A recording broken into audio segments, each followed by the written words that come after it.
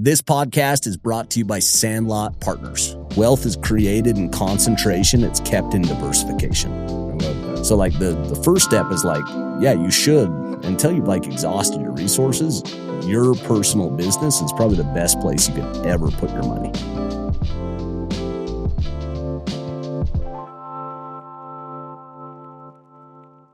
Welcome back to Case Studies with my friend, Jeremy Hammond, my neighbor.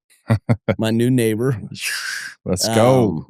So we have known of each other for a long, long time. Both worked in the same industry. You know, you obviously built a bunch of different businesses in that industry, Caliber kind of being The staple. Yeah, the staple, but a lot of, you know, different ancillary businesses outside of that business. And you and your brother Mike are like legends, like the Rexburg kind of posse that's kind of... There's actually a lot of Idaho boys that have come. There's a lot of talent. Including Todd. Yeah, a lot of talent from Idaho. Come out of Idaho, yeah. Yeah, and it kind of keeps producing too. Like there's kind of a cycle of like just really great, talented people that are always coming out of there. We reconnected when you moved down the road from me, and it was fun just to hear kind of fill in the gaps. You know, I think both of us at this point have been doing it for like 20 plus years. And well, it's interesting because we've been in Pleasant Grove, Linden the entire time we lived in Utah. Once we moved from Idaho to Utah, we kind of called Linden home, and we weren't super interested in moving out of that area. Well, it's such a great spot. Such an awesome spot. And amazing people. Mm-hmm. And when the Pope's house came up for sale, we weren't super interested in it. But when I got looking at the neighborhood, I was telling my wife, I'm like, man, we got Casey, we got Todd, we got Dave Jensen, we got Matt Gallen, we got Ryan Smith. It's a good neighborhood. You look at the guys that are in this neighborhood, Mike Nixon, like there's just some solid 100%. studs. And to be honest with you, I think one of the things that has given me success over time is I've never felt like I've reached the pinnacle or I know all or I'm the GOAT. I looked at our neighborhood and I'm like, there's so many guys that I need to learn from. Yeah. That could help me level up my life. Me and you were talking about that. My life has been so changed from the neighborhoods that I've lived in over the last 20 years. We bought a house as a short, you know, off the courthouse steps when I was 27 in this really awesome neighborhood in Utah County called the Berkshires. Yeah. And everybody was 10 to 15 years older than me. It was, you know, a high-end neighborhood. We were way early. And I just had these mentors that were phenomenal. They were business owners. They were family people. They were, just these exceptional examples. And I think about how much my life has been shaped by the Dave Deckers and the Ty Mattingleys and the Alex Dunns and, you know, the so many of them, the Kimball Smiths, you know. Yeah. And I can see that a lot of these guys are still doing business with you today. They're just awesome. Like exceptional. The Dave Lillywhites, you know, like these are like just, like kind of my heroes and mentors and friends, but they were all a decade in front of me. So we'd watch their kids be teenagers when ours were younger and, you know, watch the issues they were dealing with. And then all of a sudden now we're going through it. And it's like really helpful to have that perspective, you know? It's awesome. It is awesome. And I will tell you, I told you this, and this even being on Case Studies coming full circle is I got to get to know this guy. And the one thing that I've been really impressed with you is when you look at success, like as a young man, I always was like, hey, success means money. Like I came from a fairly humble like family. We didn't have a ton. I'm like, for me, success is going to be like, I don't want to have an argument over cash or money. And I think the one thing my wife will say or tell anyone is like, I've never had to worry about money in my house since the day that we were married. And I got married young at 19. But there's so much more to success than money. money is one element of it. And as I've gotten to like see and know and watch you a little bit, you look at the pillars of success when it's like spiritual, like financial, your health, your businesses, your craft. I've been super impressed with how you have all of those buckets filled really, really well, or you at least got me fooled to think you do. No, thank you. Like I striving. Yeah. You know what I mean? Yeah, striving for sure. The models that I look at, you know, you have kind of Stephen Covey. Mm-hmm. And this was like a gift of like getting certain education early. Mm-hmm. And on my mission, I just like somehow got onto Stephen Covey's, you know, everything that he'd ever published, and got this like paradigm about kind of the whole person. And that was kind of his philosophy, is that it's mental, it's spiritual, it's social, emotional, and it's physical. And you've got your body, you've got your personal development and your growth, you've got your friends who you hang out with, people that love you and you love them. And so I think about that paradigm or that philosophy or that view of the world early. And then the second piece of it is to have habits and rituals that match up, that put you on that track to try to get better in those aspects. And so like when you're calling that out, like that there's no greater compliment that you could give me is that like you are succeeding in the areas that matter. Yeah. Because I'm striving, and I have been striving. And ultimately, like even this podcast, so much of the podcast is around excellence. And it's saying, who is excellent and what are they doing and how do they think and why are they doing it? You know what I mean? Because I think when you jump into it, like this has been the biggest thing that I've learned.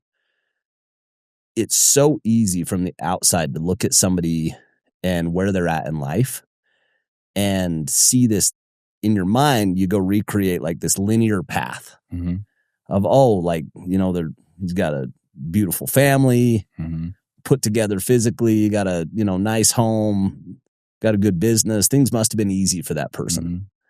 And then when you unpack it, and this is the, you know, consistent theme that I've got from just interviewing people, is that it's never clean. It's never easy. It's always insanely messy. The path is not linear. There's starts and stops and hiccups, you know, along the way. And that's kind of the beauty of life, is just, you know, persisting and kind of keeping on through it. And so, but living intentionally to fill each of those buckets is something that I have seen. And honestly, like case studies, I wanted you guys to hear this first experience that I had with Casey moving into the neighborhood. I thought it was a really cool experience. But Casey, Christmas Eve, was it Christmas Eve? Oh, yeah. Invites me over to the Boss Spa. And you've built this amazing, beautiful spa that just looks out over the valley, that I was just thinking, okay, cool, I'm going to go get in a sauna and a cold plunge and we're going to have some chit chat. But I get there and you have some buddies that you've been doing the Boss Spa with for years. And you were very intentional about that entire experience, from what are you working on this year to like close your eyes and think through like the ups, the downs, what are we going to accomplish together, to listening to your favorite song and saying like, hey, like, what does this mean, while we're sweating our heads off. We're just listening to our favorite songs and they're all meaningful. And some of the guys there, if you follow Casey, you know that his spa burnt down as I was moving in. Actually, the day I was moving in, fire trucks are like zooming by our moving truck and flames are sky high. And we think Casey's house is burning down, but it's his spa. Yeah. And these guys that have been doing it with you for years are like, we were crying like babies. It was a tragedy. We were all crying. And I was just like, hey, that's an experience that you've created that is one aspect of your life where you are feeling that, like, because there was some spiritual stuff in there, but there was also like from the friend culture standpoint, I was just really impressed. And then I get to see you at church and with your family and with your wife. And then we've started getting closer with business deals. And I'm like, okay, I can see what makes Casey Baugh, and why you were successful, because we both started at pretty much the same place, similar industry, selling the same product at the same time, and our paths have gone two different ways. And the thing that I am trying to learn from you the most is I chased success at a young age, which was money. I'm now, based on like life circumstances, slowing down a bit and saying, hey, how do I actually fill the rest of my buckets? Because I chased success to a level where some of those other buckets I just put aside. Like relationship with God is important to me right now. I'm trying to figure it out. Like, how do I have a really strong, close relationship with God? That's something I envy about a lot of leaders in our community, is like their relationship with God and their family is really good. I think having a really close relationship with God protects the ultimate asset, which is the family. And then money just supports like a lifestyle. And so I'm on this new journey to like figure out how to get closer to God. Because second to that, I want to be like closer with my wife and my family. I think we're both on that same journey, you know, and my experience is that, we're all kind of on that journey. I think, you know, talking about that same theme, you move into the neighborhood and you got called to give a talk, and you and your wife get up, and same type of thing. I was blown away by the authenticity and the openness. So many times, I think the thing that rubs me wrong with religion in general, that I've always kind of had an aversion to it, or haven't like really kind of been drawn to it, is potentially at times lack of authenticity. It's like everybody's wearing a mask or wearing, you know, putting on a facade of like how things are supposed to be, or how spiritual they are when and that's just never connected to me. Like for me, like, you know, I like talking about things how they really are.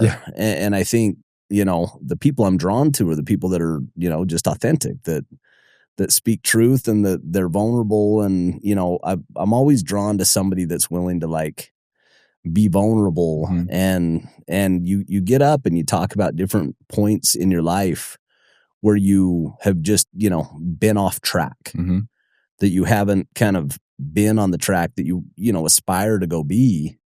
And how that's not what you want to do anymore. And it was one of those things where it was like, I just resonated with you and your family, and, you know, that authenticity is something that I love, you know. Well, and so anyway, I mean, I struggle on that side of the fence, this spiritual side, but I am trying hard to get better there. You can feel it. Like you can feel it. Like you can feel the striving. You know what I mean? You can feel the showing up, putting in the effort. And I think that's the stuff. You need to come with us. We're doing have you ever heard of a guy named David Butler? Yes. How have I heard of that name? He was kind of came up in church education. I wouldn't even know how to describe him other than just incredible. Like he's this special. He's a beautiful soul. Came up in church education. Actually, is he the one that's leading out that Jerusalem? Oh yeah. But you guys need to come with us. So we're doing a Jerusalem trip in October that we're taking, just, you know, some of our best friends out there.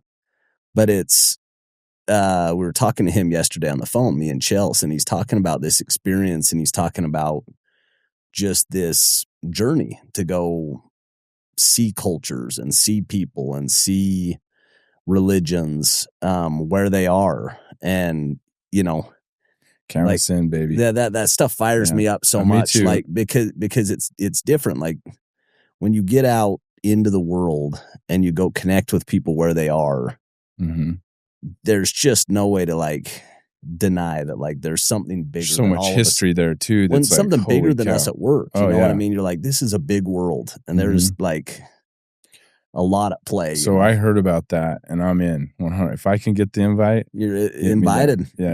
Invited for sure. But there's the journey that I'm on, and I think the thing that I would say is success to me is about who you become along the way. Yeah. Not what you have in the cash or the money that you can make. And so I've been successful in that element of money and business and all the things that come into that.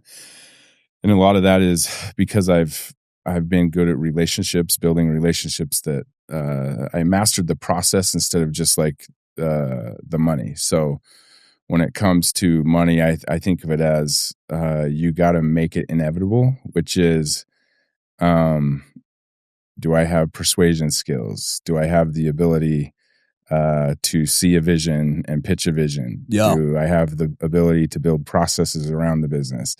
Do I know what margin needs to look like?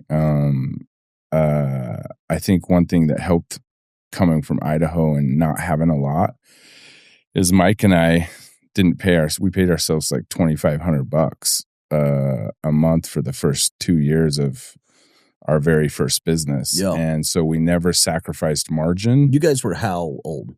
So I was 21, Mike was 23. See, that experience always blows my mind. Yeah. Like, I was not ready to go run my own business until I was like 38. Yeah. And don't think, you know what I mean? Like, I needed to work for a really good operator and a really good lead. Like, my internship needed to be so much longer. And so when I see people that just like literally plant their flag and go, and you guys have for the last 20 plus years. Yeah. Like, you guys just said, we're going to go be entrepreneurs and figured it out. And I always have like so much like wonder and like, yeah, just kind of admiration for that, because I like what you're describing. I don't think I would have had the discipline, like to pay yourself $2,500, you know.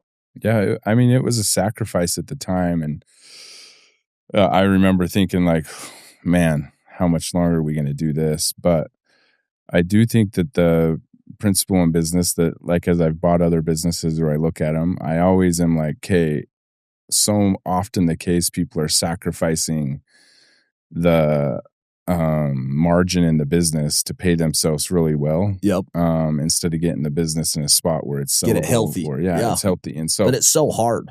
It's hard. So hard because you know, one, you have kind of lifestyle needs, but then you have lifestyle wants. And I think they're like, it's very tough to stay disciplined when a business is healthy and succeeding, to not strip the profits out of that business and go start, you know, reaping the harvest or tasting the fruits of that business. For sure. You know, it's tempting because you're like, man, it's especially there. In our industry that has so much of the like the connotation of like, I need to keep up with the Joneses. Yeah, I got to show that it's working or I'm successful or whatever that is. And so I was blessed with an older brother that was frugal and smart at business and was willing to take me along on the path. And he's been a stud and a mentor of mine from the very, very beginning. And this is Mike, right? This is Mike. Yeah. And he still is. He always, the one thing I'll say about Mike is he's got that golden touch. Whatever he touches, he can figure out how to flip it from distressed to a golden nugget. Yeah. And he's got that finance background, so he really understands the. Is that what he studied? Yeah. And that's where he got his MBA in, his business finance. So he was coming at it with more of the formal education, where you were coming at it more just like a pure entrepreneur. I actually only went 2 years, and then we started our company. Yeah. And I haven't been back since, where Mike actually went through and got his MBA. He went and did it. And did it. So. And I think that stuff matters. Like it mattered so much for me to go back and get formally trained. See, those are all the things. So this is the thing that I would say. So that's something I want to learn from you, because when you look at where we're both at, different paths. You worked with Todd, for Todd for years and years and made a good little nest egg for your family. I worked for myself. For years and years. And was able to eventually kind of make the same amount. But since you've left and started your own, how much has your net worth gone up? It's significantly more. Significantly. Yeah, and I think a lot of it, I've actually experienced this a couple different times. When I was first got into it, I was selling satellites. And this is your world. Like, you know this world so well. Yeah. I think commissions were like $150 or something. Like, literally, they were like nothing. And it felt like a lot of money back then. But they were so lean. They were so small. And I remember, like, I couldn't have been more productive. Was one of the top, if not the top salesperson, managed the top office, had multiple offices that I recruited. And I think I made 220 or 230 grand. Which is great. Unreal. Which is great. I switched companies and got a different product and a different company. Did the same work. My work did not change at all. Work ethic did not change, and made 540. Oh, that's unbelievable. So it was like this lesson of like, oh wow, if I put my skill set and my time in the right place, I'll be able to go kind of expand my skill set. And I think for me, where I'm at today is my time and effort and energy is in owning equity in really exceptional businesses or really exceptional kind of real estate projects or whatever it is with awesome operators. And my experience is just, you can't get crazy wealthy with a job. Like, you need to own equity. You got to own equity. And so that's been most of it. And then the second one is just this kind of game of private equity and carried interest. You know, the wealthiest people in the world are in that game of, you know, figuring out how to go get leverage, not only on your personal dollars, but on syndicating around opportunities and taking a piece of the upside for putting a good deal together. And so I think ultimately that's where my kind of equity value has increased, is being able to get equity in amazing deals. But second, to be able to kind of get leverage on that with kind of the business model of private equity. And then the last one I'd say is having great mentors. Like Todd has been like the best mentor that I ever could have dreamed about having. And so much of it like is how he just thinks about investing in deals. He's always plowed every extra dollar back into equity in companies. And he's done it so long, so consistently, that at this point he's in hundreds of different companies and opportunities.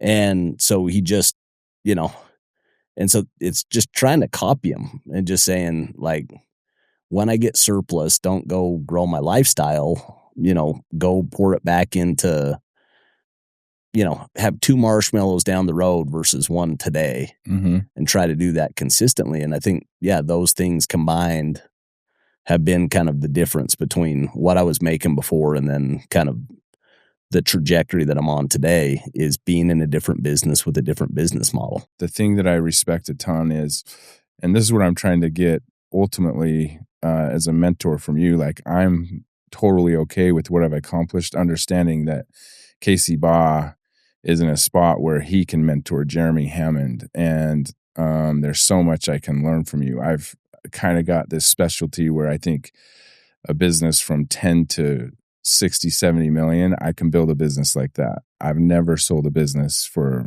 more than 100.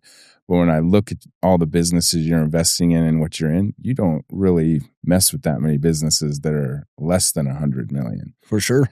And I've always had this, and maybe it's like the controlling side of me, or the side where I haven't wanted to take risk. I've had this mindset that I'll invest in real estate or I'll invest in myself. But I won't invest in someone else's business that they're running that I have nothing to do with. And so this Utah City project, that's really not common for me to invest in something like that. I have no control. It's 100% people you trust. It's a massive opportunity. So going out on a limb, that's like going out on a limb for me. You know, the reason that you've done so well with yourself is you're betting on yourself. Mm-hmm. You're like, one person I can count on is me. Yeah. Like, I will show up early. I will work late. And my experience is most wealth is generated from your own business or your own skill set. Like, if you're a doctor, you make most of your money off being a doctor. If you're a entrepreneur, you know, that wealth is created in concentration. It's kept in diversification. I love that. So like the first step is like, yeah, you should, until you've like exhausted your resources, your personal business is probably the best place you could ever put your money. Mm-hmm. But if you are going to start diversifying, like, you just only have so many hours in the day. Mm-hmm.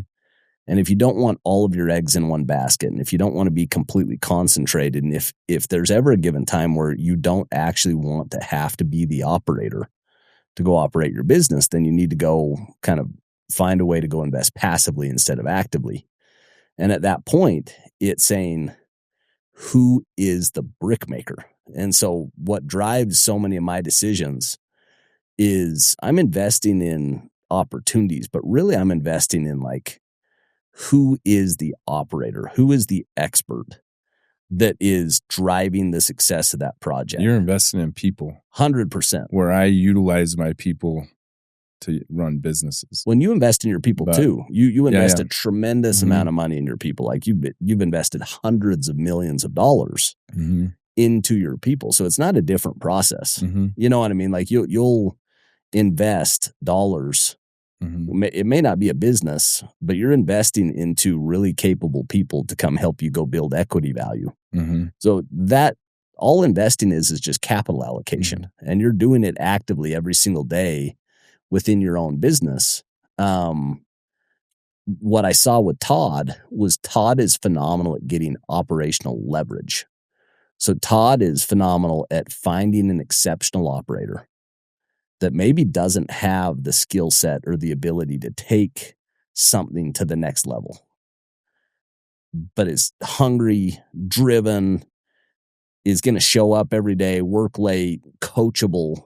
Mm-hmm. And so Todd will come in with a check, but then he'll also come in and he'll like mentor, and he'll give guidance, and he'll help, and he'll be there to open doors and answer questions. And that's a way that he can go get a greater return on his money, is actually lean in with his skill set on top of just, you know, passive capital. Yeah. And so I love that. It's fun for me to see you jumping into it, because ultimately I think, you know, that's the natural next career that you're going to have. Mm-hmm. Like, the very, very natural next step of anybody who's built nexted businesses is to become a professional investor and to go figure out how to allocate capital in the most kind of efficient way. And some people just outsource that completely. They'll grab a, you know, financial advisor and just outsource that entire process. And for me, I love the game of investing and being a part of people's business journeys. But then two, like, I think I would like be super stressed if I was completely outsourcing my finances. Like, I like I like the idea of being the captain of my ship. For sure.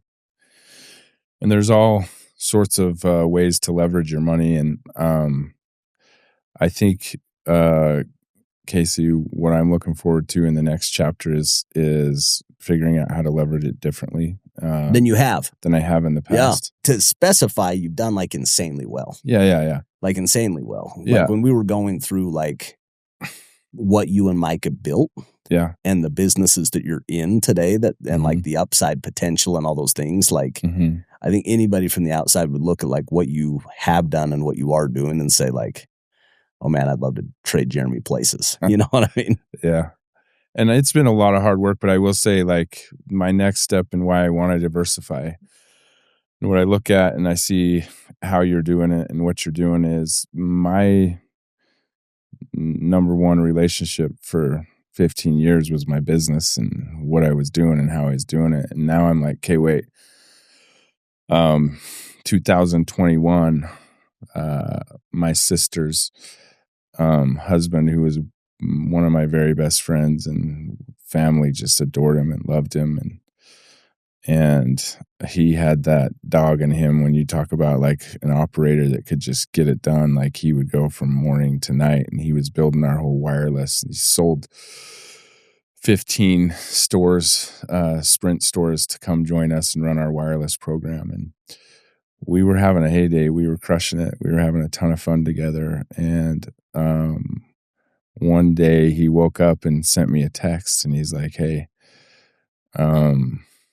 I'm tired of working my butt off sun up to sundown. I need to start prioritizing my family. I want to go spend time with my dad. I want to go spend time with my grandpa, who's not going to be here much longer. And I want to spend time with Kim, which is my sister."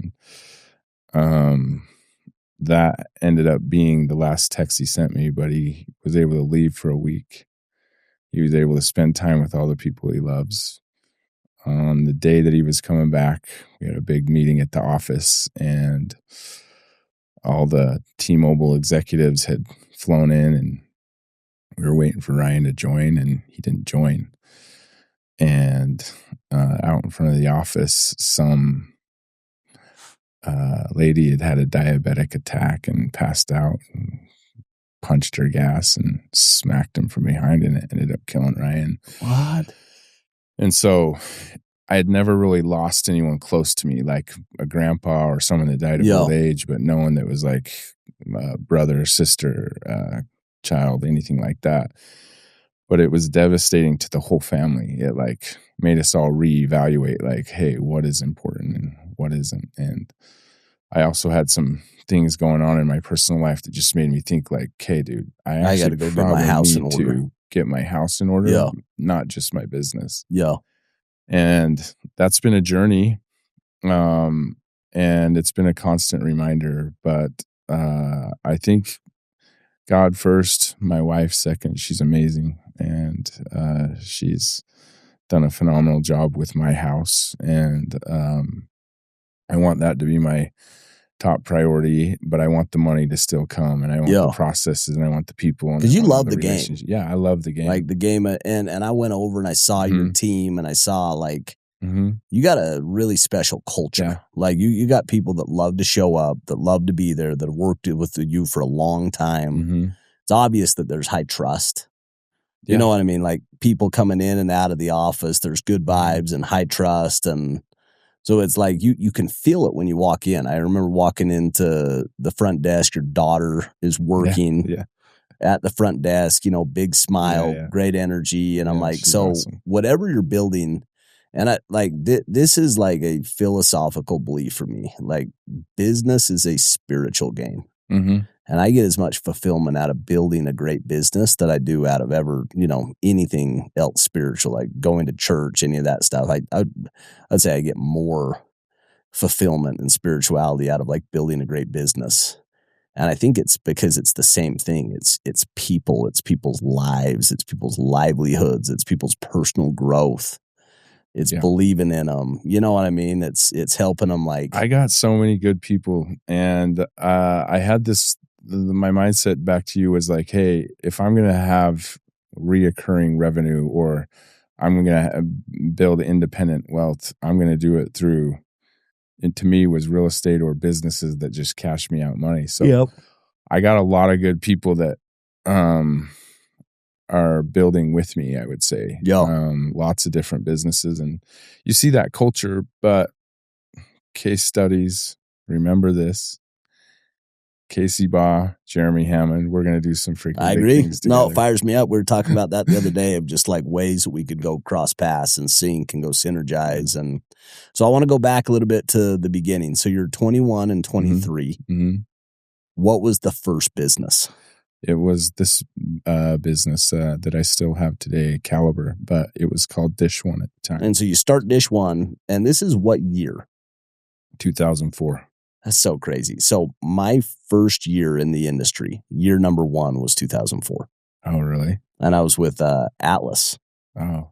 So we were like right at the same time. You know what I mean? Going it at the same time. So you guys were like swinging the big stick. Like you guys came out of the gates crushing it. We had just started our business. We were actually one summer behind you guys. Okay. So we started in like the September of 2004. Yeah, and why that business? And so we came out of pest control and had non-competes. And at the time, DVR had just come out. Yeah, big technology shift. It was like going from black and white to color TV. TiVo. And they were paying a pretty sexy stack on it. There was a competition for us. It was a pretty sexy stack coming from the pest control world. Yeah, there's a lot more money in it. Mm-hmm. And so it was very, very sellable, very easy. We jumped in. And the time you did both, so we were doing Dish and DirecTV and did it very successfully. I think Mike, my brother, was really good at what he did. He had been running a company called Preventive Pest Control. Had started their first office with them out in Albuquerque, and Preventive was gaining a lot of traction. They were big, and a lot of that was Mike. And so took some of his college buddies and then his younger brother, and we started Dish One. And we knew early on that it would be hard to sell a company that we didn't own the customer at the end of the day. It just was a money maker. And so the only way we could sell that business in our minds at the time, there's other ways now, but at that time we were like, okay, we got to sell it back to Dish. So we had pitched Charlie on making us his exclusive direct-to-consumer channel. In 2012, Dish bought us 51% of us. And that was second transaction. 2007, we had started pest control branches, and we ended up selling those to Terminix in 2010. But 2012, that was kind of our second transaction that we'd had. And we went really big on that for years. And it's funny because I used to tell the guys as a young entrepreneur, I'd say, hey, if we build this right, it'll be built to last the test of time. Yeah. And that business has done just that. Like, it's kind of crazy. Like when we were leaning in, I remember even when I was selling Dish Network, and this was a lot of years ago, this is 15, 16, 17 years. No, it was 20 plus years ago. Mm-hmm. I thought that it was a dead and dying business back then. We were going into cities. They had these triple bundles. It was tough to sell into. You didn't have like a really competitive offering. And somehow that business has just stayed resilient. Let me tell you how, because you got in business, I think half of business is being strategic, right? So while the rest of the world was like dying at the vine, they were trying to sell TV to cable customers and cord cutters and inner city and all the people that had it.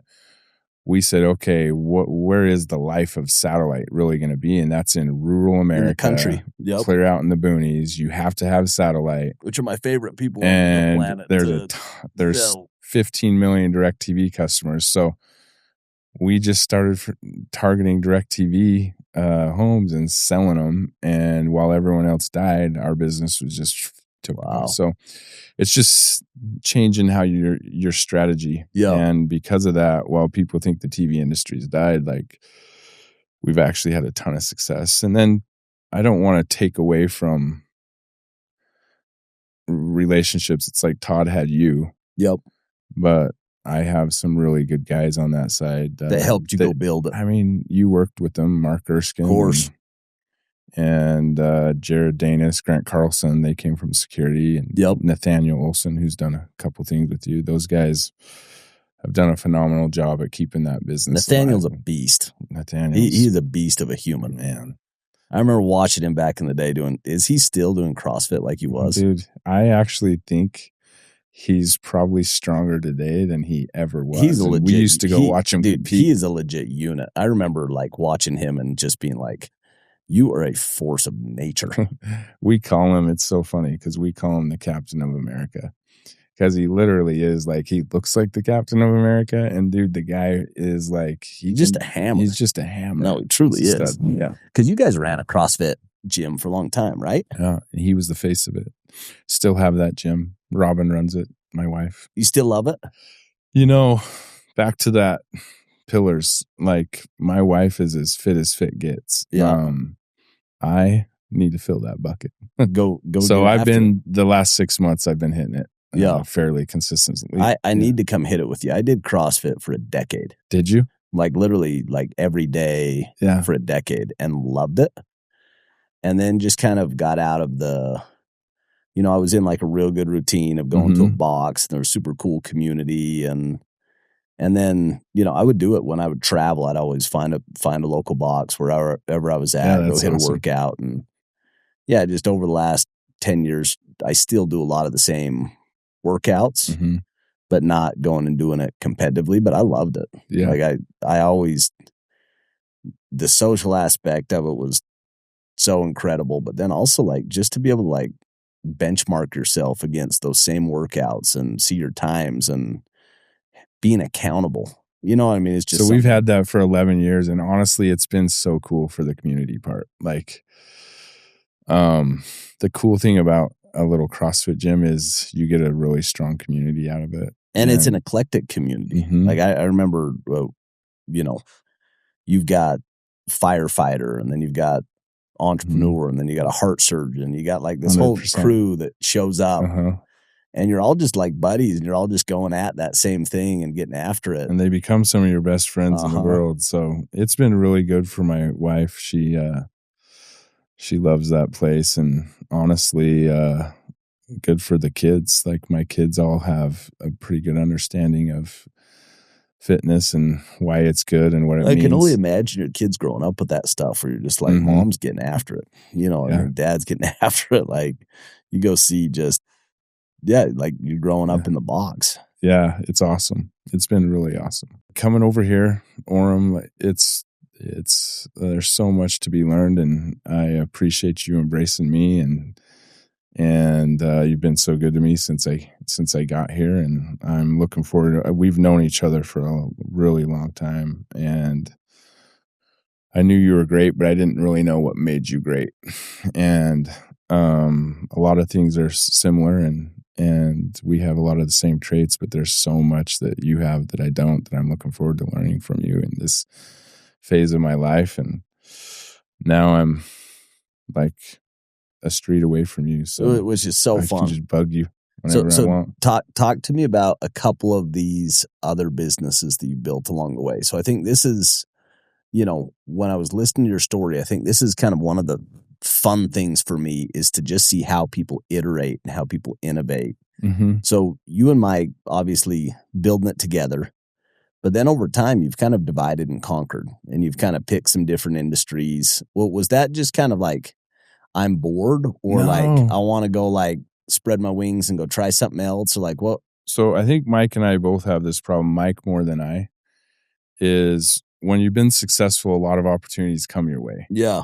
So we have this issue. I would call it a problem more than it's good, where we're like, oh, that's a sweet business. We should do that, and I could actually probably take that to the next level. And so Mike has always had his hands full with all sorts of things. Like it depends on the day. He calls me. He's like, "Hey, guess who I met with yesterday? We should do this." And I'm like, "Man, we have so much going on. Don't do it. Yeah. Chill out." And so, but Caliber's always been that stable business where like businesses have or people have either like branched off and started other things. And Mike moved back to Idaho. And he was teaching at BYUI, Introduction to Entrepreneurship, I think is what it was. Yeah. And it was something that he really wanted to do, and he was having a ton of fun with it. And the president of BYUI at the time had asked, he was on like the president's board or some council. They asked him if he could bring jobs. He's got to be like a local legend. You're like, business owner coming back home. Yeah.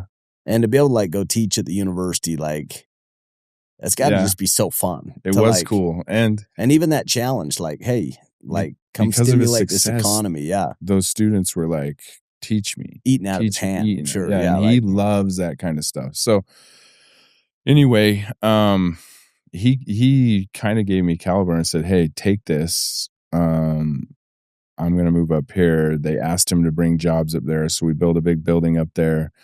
brought a bunch of our call center reps up there. And in doing so, Mike had one of those moments where he's like, hey, so-and-so just pitched me on their landscape company, and I think it's a really big opportunity, and I think we can flip it. And at the time, we were also, someone was trying to acquire Caliber. And so you kind of felt like, hey, this so I was like, Mike, we could be transitioning out. Don't do it. We have so much going on, like, just don't do it, please. And he calls me the next day and he's like, I bought it. Are you in it with me? I'm like, oh gosh. But so he's like not waiting for little brother to tell him. No. He's gonna go make his. But he bought that for 18, 19 mil. And which is a big number. Like that. Yeah. That's like a real number to go pay for like a landscaping business. And he was able to flip that for a good return. 4.5, 5 years later. But oh my gosh, back to people, we had good people with him. Brian Haney, which you know, oh yeah, ran that. He's a stud. He's a killer. He's got touch too, where he can, and he's another like Rexburg legend. He's another Rexburg legend. So when my experience with Brian Haney, I remember coming over to Bibbin, and Brian ran that town. Like Rexburg, it hadn't gone to a 4-year university yet. Still, Rick's, still Rick's college. Yeah, Rick's college. And there was just like tons of talent that was going down there, a lot of athletes. And he had built like a kingdom down there. Yeah. And so I remember like coming in, just not knowing anything about alarms or Vivint or anything, and meeting him and just being like, oh my gosh, Brian's the man. Yeah. Got up, did a couple trainings. They were so helpful for me kind of those early years of my career. So I've always kind of, one, just liked Brian, but then two, just following him. Yeah, he's just, he's a really intelligent guy. He's got good connections. He's got good ethical practices. Went back, got his MBA, got kind of tightened up his skill set to go be kind of more of an owner and operator.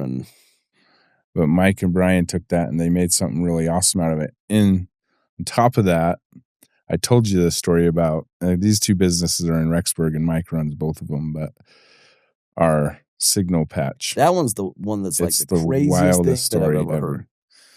And that started out, Mike went to school with Dan Marriott. Dan Marriott owned a manufacturing facility, and he calls Mike one day and he's like, dude, we're making these antenna patches for the U.S. military, and they are having us sew them into all the uniforms, and it's pretty cool, but they've told us that it increases the cell phone signal strength. And Mike. He's like, oh, you got to show it to me. So next thing we know, Dish is flying out 10 of their engineers from Colorado, and we're doing tests in Heber, Utah, on this antenna. And we invested a bunch of money in a cell phone technology, which that got held up with when we finally launched it. Apple had taken it. So that's long story short. Look up signalrelief.com. That signal that was made for a cell phone, they found out works with your electrical neurons in your body, and it can help with pain, swelling, all sorts of things. And so they've been on a mission to help people with their pain and the suffering that they have. And what we found is there's actually a massive, massive billions and billions of dollars worth of an industry for pain. People suffer with it all the time. Yeah, just chronic pain. And it's a natural way. It's just an antenna for your body to heal itself and get rid of pain. When you were talking to me about it, I was just like, this feels like it's out of like sci-fi. Because give me like a quick breakdown on the science, like what it does. It takes it to a certain spot, right? It's liquid antenna that's built into a patch. And that patch can be stuck to wherever your pain point is. Like one thing that they've found that it works with like almost always is menstrual cramps for women. So there's a brand called Jovi, and then there's the Signal Relief, but they're both the same thing, and it's more for like athletes and whatnot. But that antenna, when you stick it on, your electrical neurons will go to that location. It will interrupt the signal to your brain that's like pain, pain, pain. Lets the pain go away, but when the pain goes away, the swelling goes down, and your body's able to heal a lot quicker. And so Mike has taken that patch from an idea to, I mean, hundreds of thousands of millions of dollars a month now of selling. Yeah, because what is top line in that business? We talked about it, a month and a half or 2 months ago, but you said it's kind of compounding. It's compounded, yeah. Last time I talked to Mike, it's $350,000 to $400,000 of patches a day.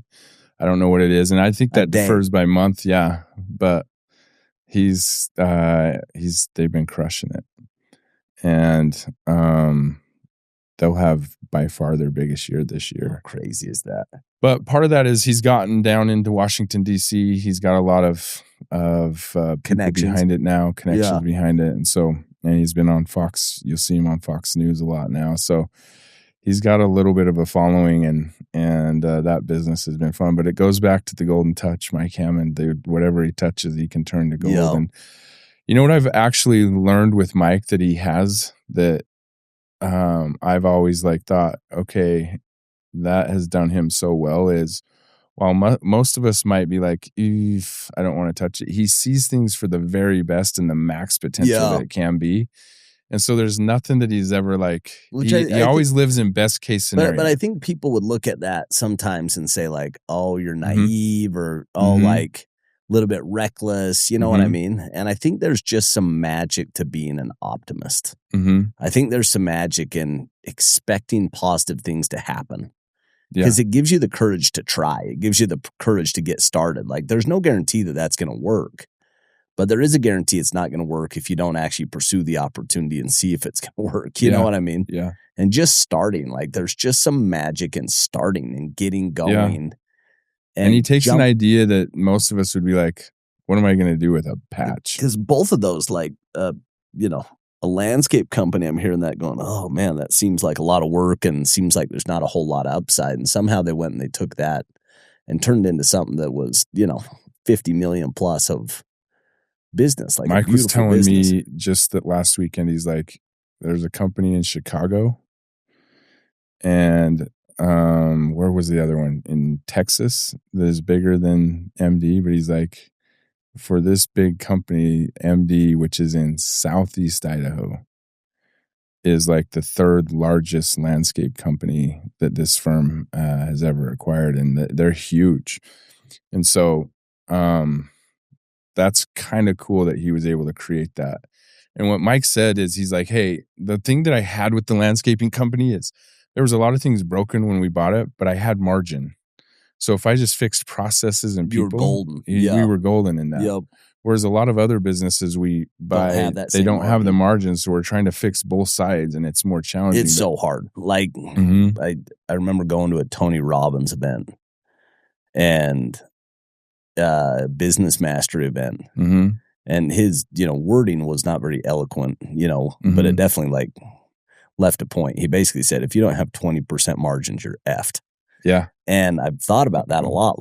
It's amazing just how much grace you can get when you have a big margin. So Mike was saying in construction, no one will look at buying your business if it's not 30% margin. You just need that big of wiggle room or otherwise it's you can't really get the return that you kind of on a razor. Yeah. It's too many things can go wrong that just destroy that whole margin. Yeah. Which is interesting because solar, which you and I both own pieces of solar companies, you don't have that much margin. Tighter margin. And way tighter. It just requires you to be just so much better. More disciplined. As an operator. But when you think about where do I want to go play, you want to play in games where you got big margin. You know what I mean? I was on a golf trip this last week and there was this guy and he's telling me about his business. And I need to be sensitive about like the details of his business. But 30 million of top line, 11 million of EBITDA. That's great. Very niche. That's a good business. Yeah, they do these homes for like kids that have behavioral issues. Yeah. But they have 120 kids and 30 million of revenue. And they've got a 300 kid waiting list. Wow. And I'm like, let's get into that. That sounds like the sickest business I've ever heard. That's cool. And it's $500,000 to $1 million to start a new location. That's it. And break even 6 months. He's walking me through these unit economics, and I'm just like, okay, that's a case study and let's go have a chat. Like 100%, it's incredible business, and he's walking me through it, and I'm just I want in. Well, you're in. Done deal. Yeah. We just got a deal done. Yeah. That was the first thing I said to him was like, how do I buy half your business? That's huge. You've got 11 locations. How do we go to like 500? Mm-hmm. Like, have you penetrated the market? And he's like, no, we're in Utah and 2 in Texas. I'm like, well, where else could you be? He's like, you could be everywhere. Like, we've got 120 kids total. I'm like, well, could you have 1,200? He said, absolutely. We just don't. And so part of it's going back to that thing that you talked about originally, which is like, if you've never done something, mm-hmm. sometimes it's tough to go do it. Mm-hmm. But once you've done it, it's not easy. It's not hard to go do it again. You know what I mean? Like, and so much of it is just the belief. It's just that vision of like, hey, I could actually go do this. And, the benefit that I get from being a part of the Vivint journey and being around, really exceptional entrepreneurs is you start believing that doing it bigger and doing it at a bigger scale is possible. Yeah. And that's infectious, like when you're around people, because all people want is just permission to try, mm-hmm. permission to go bigger. And, And I think that's the belief that you give existing businesses, like someone that wants to partner. And when you say, let me buy 50% of your business, having you join the business is actually like, okay, this is awesome. Where I've taken same relationships, but I start new. So I'm like, hey, we're going to go through the learning curves of being a new company again. Yep. You're taking existing successful companies and saying, let me buy half of that. Well, and there's not a right answer. Mm-hmm. There's not a right answer, but it does take a decade to build a great business. Yeah. Like from start to finish, it takes 10 years. Dude, and that's so you're like, so true. If you don't want to give it a decade, you better buy into that business, because like it's just going to take 10 years from start to finish to go build something you're really, really proud of. I'm thinking about Sandlot, our business. And we're year 6, going on year 6. Mm-hmm. It feels like we started yesterday. And we have so far to go. And we're year 6. Mm-hmm. And I'm like, if you'd have told me 6 years ago, this is the road that you have. You're still waiting on a lot of your assets to like. Haven't even, like in the private equity cycle, like stuff doesn't turn over until you're 5, 6, 7, 8. Yeah. So like the deals that we did 6 years ago, we still haven't realized those, so you're like, it's such a long cycle. Yeah. But that's every business. Like I remember being at Vivint, and I got on board in 2007. Todd had been in business for 14 years. Holy cow, that one. I felt like it was like a brand new startup. It was in the early innings. He'd been in business 14 years. Wow. Look at your business. You've been in your business 20 plus years. Yeah, that is. It's not like you're like, oh, we're tapped out. We got no room to grow. We got nowhere. Like, you're like, no, there's all sorts of innovative ideas. We're going to go bring on Starlink. We're going to go, do this or do that or whatever. And it's like 20 years is a long time. It's a long time. The business evolves a lot too. Yeah, it changes a lot. And you have to change. Mm-hmm. Okay. Before we wrap up, got a couple of questions for you. Yeah. So we've touched on this a number of different times, but talk to me about your faith. Talk to me about how faith has impacted the journey and how it's impacted decision making, and even going to the end. I think you touched on this also, but where are you at like now? Kind of how is it impacting you today versus at different points in the journey? I mean, this is the area of my life where I would love to say, like, I've always had a testimony of God and Jesus Christ and thought that they were real and wanted to be like a good person in the likeliness of God and Jesus Christ. But I'm on that spiritual journey right now of utilizing faith in my day-to-day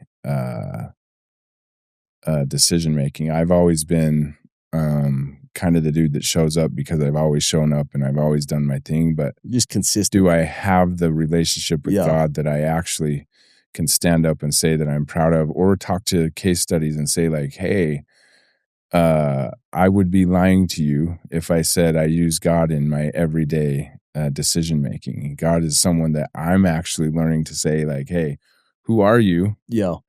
How do I use you? Can I live a life that is in conjunction with you like daily? So the way that I'm viewing it now is, in my faith, I have my family. Satan's number one goal is how can I get rid of break this family unit. up. Yeah. Unit. Not how can I destroy Jeremy's business, not how can I destroy Jeremy. I think he right now is like, how can I destroy his family? Because that is my number one asset. We talk about all these businesses. I got several that we didn't talk about. I don't care about those as much as I care that I have my family. Yeah.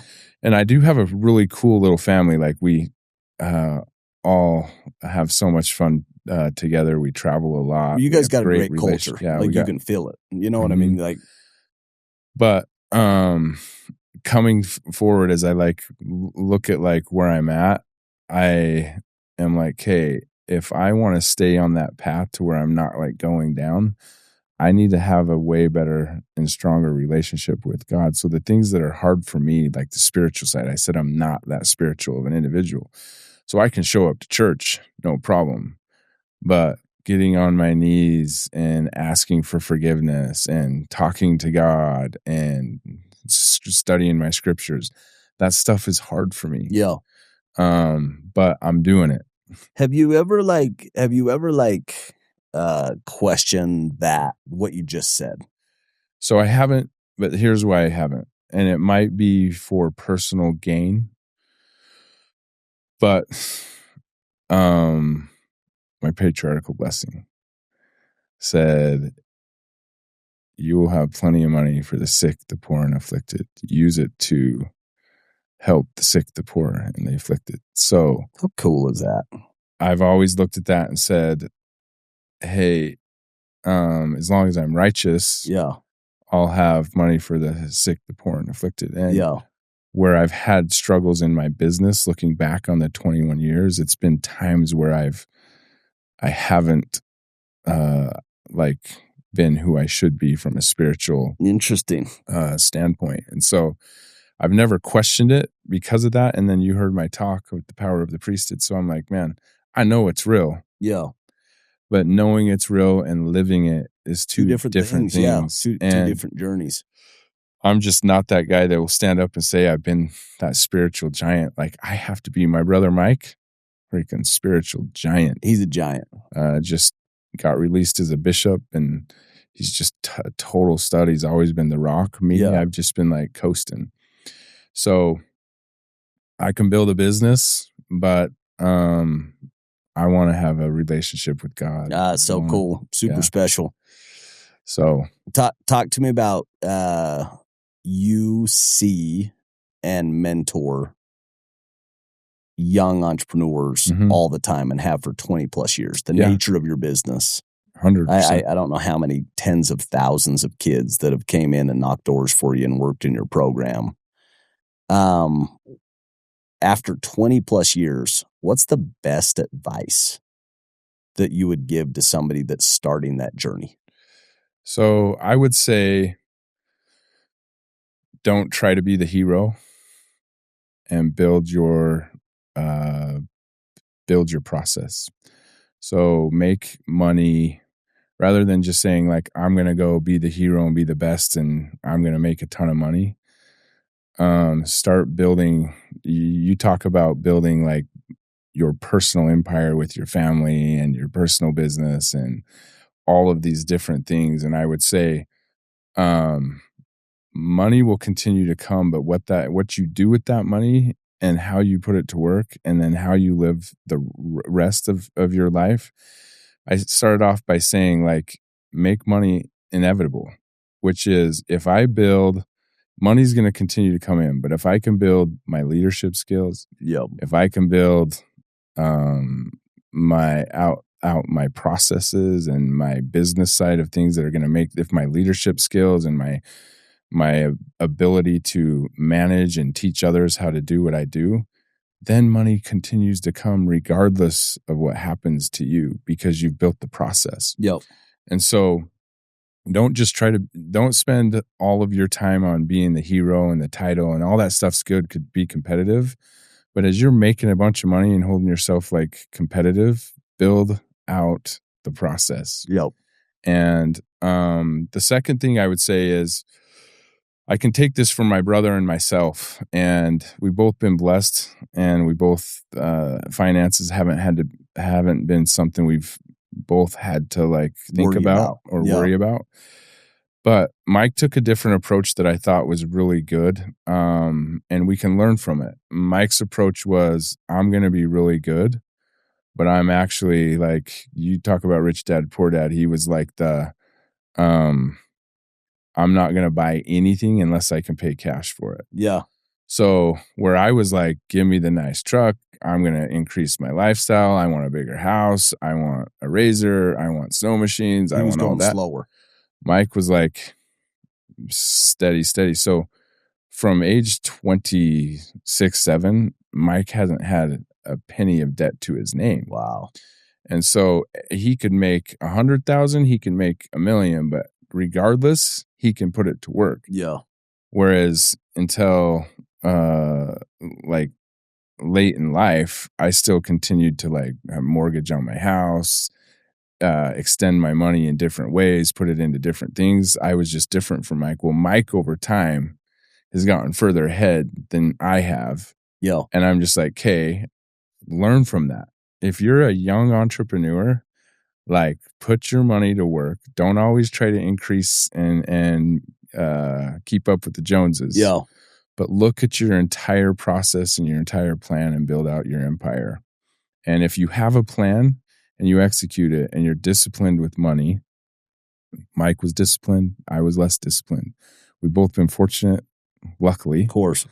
But I would say that would be one piece of advice. If you were to say, what would I change? That would be something I would probably change if I could go back. And is invest more. in you talked about the 10%, like, pay yourself first. I was a little bit more into my worldly possessions. Hard not to. It's fascinating because, again, you go back, some of these lessons come back to Todd. Like, he really was, like, I think it had to do with, one, he was my boss, but 2, he was 15 years older than me. So there was like this natural distance of just life. But I remember he was 40 years old when I met him, which seemed old then. Now I'm 43 and I'm like, he was a baby. But he was 40 years old, but he was still living in an apartment. He had multiple exits. Was living in an apartment, had all of his money invested in real estate and companies, and he was driving a 10-year-old truck. That's crazy. And I didn't know this. This is 40 years old. Wow. So he had stayed disciplined for like a decade longer than anybody in his position would have. And I think now everybody like sees the way that he lives and, you know, what he gets to go experience, but they don't see him sacrificing for so much longer than anybody rational would have sacrificed. And it truly is that lesson of compounding. You can have like you can have your prize today, or you can have more prizes down the road. But if you go take that money and go put it to work, and I think that's the lesson with everything. Like, you can, you know, what a phenomenal mentor that you got to have. He truly Think about is. how lucky you got. He truly is. And I think me and you get that same opportunity. Your brother gets that same opportunity. Like, I've taught up at BYU the last 6 years. And it's trying to go take those same lessons and those same things and say, how do you go like capture those lessons and distill them? And how do you go teach that next generation? I think on your end, that's got to be one of the things that's so satisfying to you about your job. Mm-hmm. Because you're just naturally in a position to teach and naturally in a position to influence and mentor. Mm-hmm. Just the nature of who comes and works for you and at the age that they come and work for you. It's awesome. So that is the beauty of it. Let me ask you one question before we wrap up. What would you do different? I think I've said this before. I have no regrets. Okay. So this is what I'm proud of. Mm-hmm. It's not that I wouldn't change things, like with a crystal ball, like going back, lots of decisions that end up being the wrong decision. Mm-hmm. What I can say with like tons of pride is I made mistakes going full speed. Like I was doing my very best every step along the way. So when I made the wrong business choice, I made that choice going full speed. Yeah.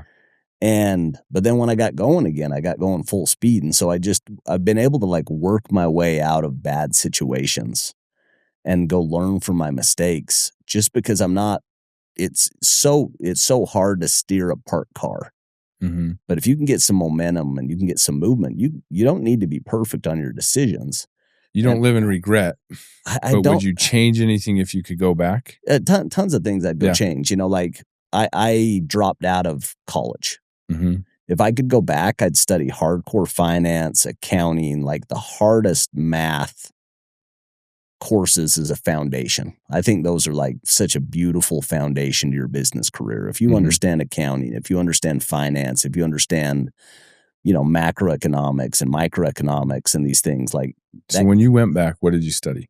All those same things. I just had to go back and do it over the last 14 years. And your wife's, is she back in school now? Yeah, she's doing her MBA. Yeah. And it's been so fun. Like she's at school right now as we speak. Oh, that's awesome. And there's just like it takes, you have to learn algebra before you learn calculus. Mm-hmm. And I skipped steps in my career and it worked out for me, but I jumped straight into sales and then into management, then into leadership, dropped out of school. So like a lot of those things that you learned about managing a business, how to make payroll, how to set up a lease. But what a golden nugget you just shared, because similarly, I dropped out. I would say the exact same thing, like that going back and learning like that foundation in finance and business to where you can read a P&L and you can look at a business and you can like dissect it. Yeah. I think that's one of the strongest foundations you can have as an entrepreneur. And so if you heard that, that is a massive golden nugget. The other thing, and I think that's such a relevant question. This is another one that I'm really proud of, is I've established habits and rituals early that are aligned with my values. And that has had a compounding effect in my life. So me having a value that I want to be a continuous learner. I never want to be complacent. Mm-hmm. I never want to feel like I got to the top of the mountain. I always want to be curious and continuous learner. That comes back to say I listen to an audiobook for 20 or 30 minutes a day. Yeah. I go to Harvard or I go to a Tony Robbins every year. Do this podcast, go learn, listen. Like some of the best education I've ever got. It's not from a book. It's not from Harvard. It's from sitting down with an entrepreneur that's done it. Yeah. And just asking them, hey, what did you do? What were you thinking? What was your mindset? Yeah. And so, but I don't think I would have had those same behaviors over 20 plus years if I wouldn't have had that philosophy of I want to be a continuous learner. Mm-hmm. On my finances, I want to have an unshakable financial foundation, and I want to be, completely professional with my finances. Well, over 20 years, you get better at your career, you make more money. But if that's my goal, then I'm putting that money to work every year for 20 plus years.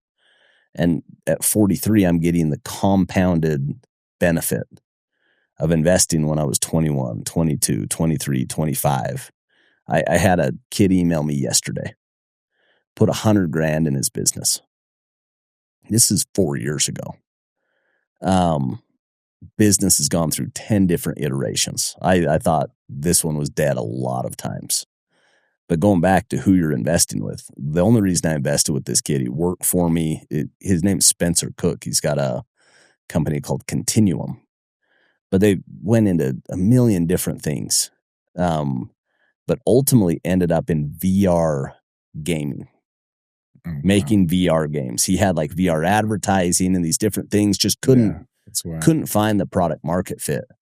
Makes this game. And this game is you make a dinosaur egg, and then you like hatch the egg and you grow your dinosaur. And then you go ride your dinosaur and you go like attack other dinosaurs. And they create this virtual reality game.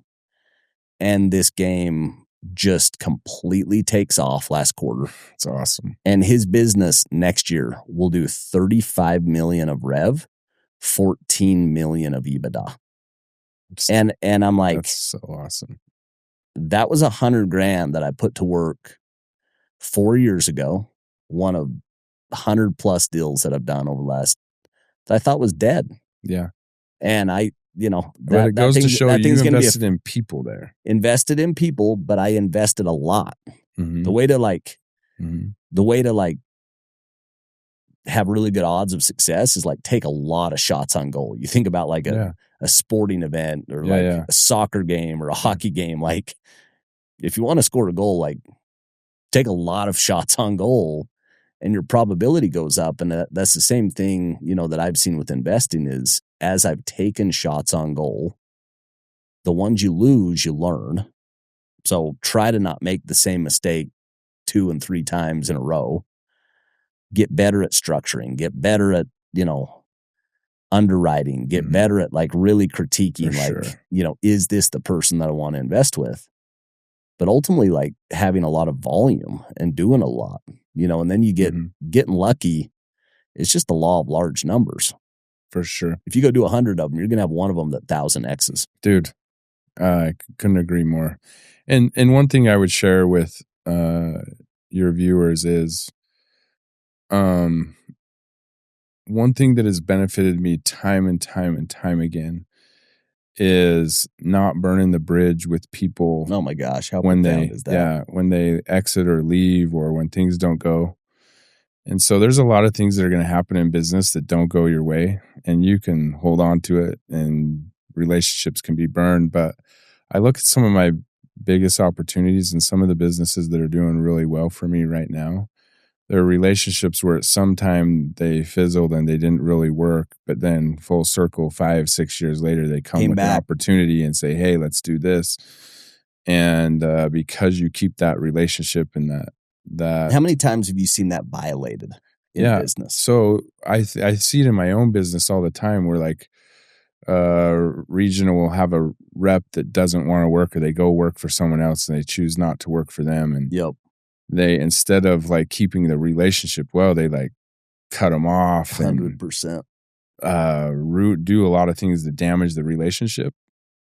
And so I've always taken the approach of, hey, if you don't want to work with Jeremy Hammond, I'm not going to take offense to that. If I'm not bringing you enough value to your life to make it significantly better, then go do what you want to do.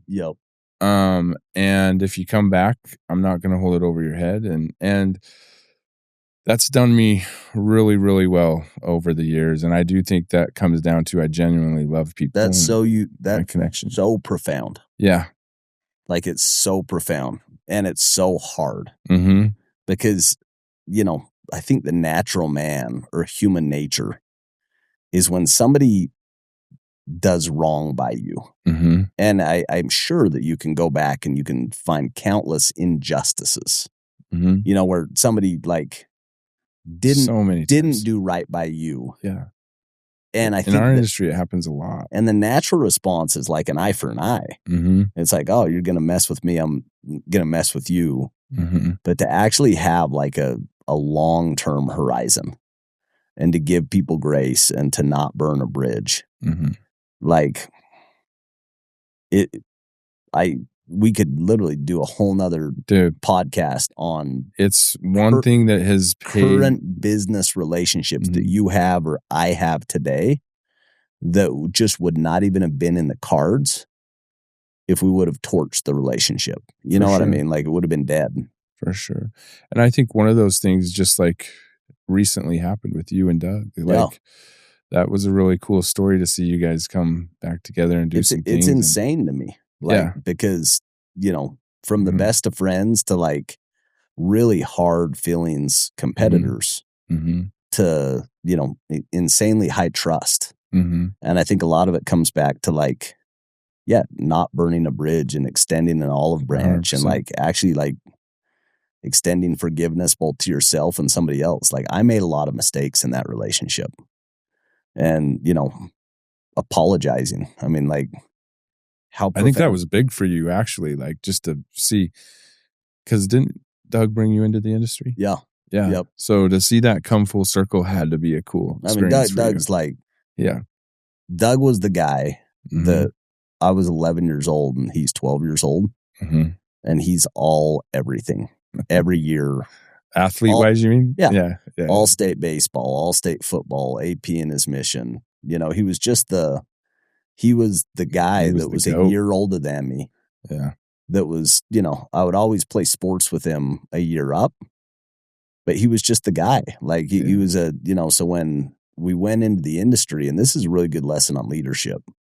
Leadership is influence, nothing more, nothing less. And he had tremendous influence with me. And it was because I just know he's going to succeed. I don't care where you put that dude. He'll find a way to go succeed. He is a resilient sucker, and he always has been. He was that when he was 12, 15, 18, 21, building Atlas, building Pinnacle, building Legacy, like all those things. His kids are good athletes. I didn't know the Doug Robinson was a killer athlete. He was a freak athlete. Yeah, really. And his brothers were good athletes too. Like growing up in a small town, like all of the Robinson kids. Like, where was that? Logan. Oh. Yep, Cache Valley. Okay. Yeah. Not much different than Rexburg, Idaho. Very similar. Yep, very similar. That's awesome. Well, it's been awesome to get to know you. We could go all day. Look forward to doing this again. There's some of these are fun to like recheck in a couple years down the road. Yeah, let's do it and just see. But the ones that, you know, you've told me about that actually have me so fired up. This patch company that you're working on, like I've heard you say a couple of different times, like, I can only build a business to this size. I think we're going to go fast forward like 2 or 3 years, and you can look back and say, me and Mike, we build a business a little bit bigger than that this time. Yeah, you know what I mean? Hey, this is what we're going to do. Casey Baugh, Jeremy Hammond. Casey's going to help me get my first $100 million transaction. So let's go. That's what I want to do. We'll when that happens, let's do another. Me and you will pop over to Todd's. Yeah. And the only difference that you're going to have after that meeting is you won't say 100 million, you'll say $1 billion. Oh, dude, see, and I need to think bigger. When you go hang out, that it's infectious. Like I think that there is just a magic principle around being. You said this about your brother. He just has this can-do, optimistic, see the best in every situation lens, and it's just served him so well in life. Yeah, you know what I mean. And Todd was always that to me. Like I was so scared to dream big, and then you're around somebody that just dreams so much bigger than you can imagine, and it gives you permission. That's true. To look bigger and think bigger. And so, anyway, we'll do it. I love you, buddy. Yep, you thanks too. for letting me in, man. Thanks to chat. That was so fun.